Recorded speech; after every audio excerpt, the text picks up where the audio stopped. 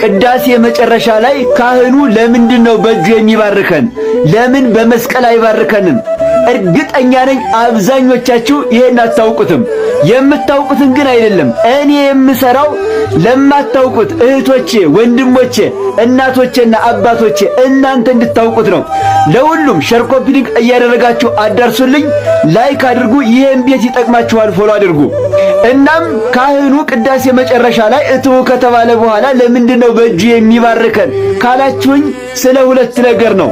አንደኛ ኢየሱስ ክርስቶስ በዚህ ምድር አገልግሎቱን ጨርሶ ሲያርግ ሐዋርያትን እንዘ ይባርኮሙ ተራቆሙ እየባረካቸው አረገ ይላል። ምን እያላቸው?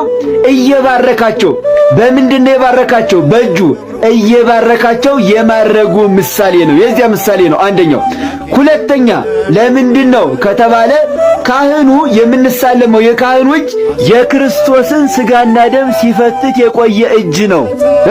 ያ ሥጋ ወደሙን ሲዳስስ የቆየ እጅ ነው። ስለዚህ በካህኑ እጅ የምንባረከው ለሥጋ ወደሙ ክብር ሲባል ነው። ለሥጋ ወደሙ ክብር።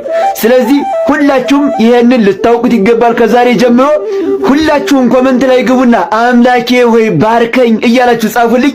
ማንም ሳይጽፍ እንዳይሄድ ሼር ኮፒ ሊንክ እያደረጋችሁ ለሁሉም አዳርሱልኝ። ላይክ አድርጉ። ይሄ ቤት ይጠቅማችኋል። የመደመር ምልክቷን እየተጫናችሁ ፎሎ አድርጉ። ውዶቼ እወዳችኋለሁ ከልቤ።